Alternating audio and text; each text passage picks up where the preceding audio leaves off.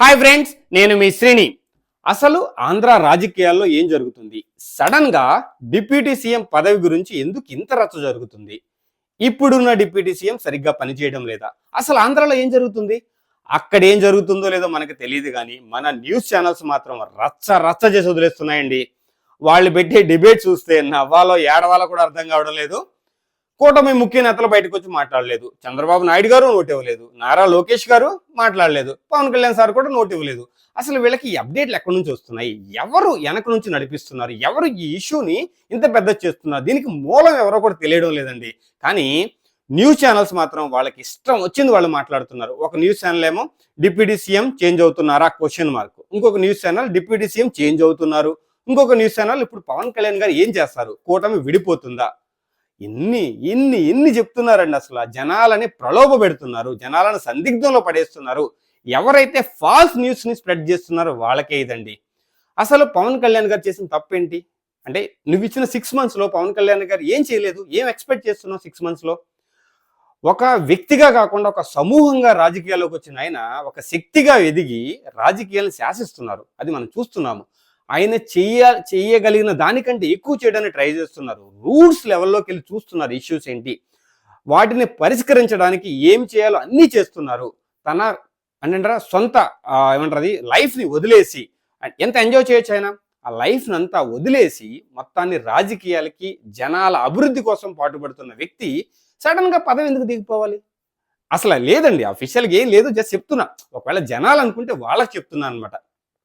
ఎవరైతే దీన్ని next level తీసుకెళ్ళి ఒక ఇష్యూగా జనాల ముందుకు తీసుకొస్తున్నారో వాళ్ళకి అంటున్నాను అనమాట. అసలు పవన్ కళ్యాణ్ గారు చేసిన తప్పేంటి, ఆయనలో మీరు ఎదుగుతున్న తప్పులేంటి, ఇప్పుడు డిప్యూటీ సీఎంగా ఆయనకి లేని అర్హత ఏంటి? అసలు నాకు అర్థం కావడం లేదండి. ఈ వీడియో ఎందుకు చేస్తున్నాను అంటే, నాకు అర్థం కాల అసలు ఇష్యూ ఎక్కడ స్టార్ట్ అయింది, ఎందుకు న్యూస్ ఛానల్స్ ఇంత రచ్చ చేస్తున్నాయి. న్యూస్ ఛానల్స్తో పాటు ఇంకొంతమంది వ్యక్తులు ఉన్నారండి, వాళ్ళ పేర్లు చెప్పడం కరెక్ట్ కాదు. వాళ్ళు కూడా బయటకు వచ్చి ఓ దొరికింది, సందు దొరికిందిరా, వేసి పడేయాలి, దొరికారు అందరూ ఒక్కసారిగా అన్నట్టు వచ్చేసి మీద పడిపోయి ఏది పడితే మాట్లాడేస్తున్నారు. ఏంటండి ఇది? ఎప్పుడైనా సరే మనం, అది మానవ నైజం అనమాట, మంచి అంతా మర్చిపోయి ఎక్కడ తప్పు చేస్తాడో దొరికి నొక్కి పడేయాలని చూస్తాం. అలాగే జనాలు ఉన్నారండి. కొంతమంది వ్యక్తులు అయితే మరీ ఘోరం, ఎప్పుడు దొరుకుతాడో చూద్దాం నొక్కి పడేద్దాం అన్నట్టు వచ్చి సడన్ గా వాళ్ళకి ఇష్టం వచ్చింది ఏదో అది మాట్లాడేస్తున్నారు.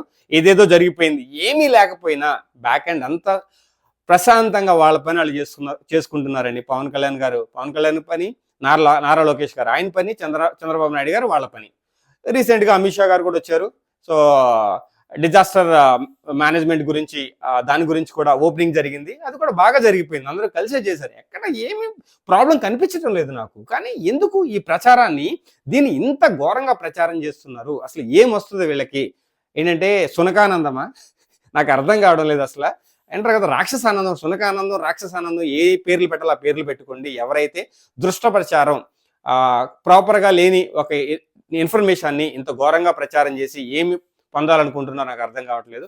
ఇది అందరికి కాదు, నిజాలు చెప్పే ఛానల్స్ ఉన్నాయి, నేను కాదనను. కానీ ఎవరైతే రాంగ్ ప్రచారం, తప్పుడు ప్రచారం చేస్తున్నారో వాళ్ళకే ఇదండి. ఎవరైతే ఈ ఇష్యూని ఇంకా పెద్ద చేసి లాభం పొందాలనుకుంటున్నారో ఇది కరెక్ట్ కాదండి.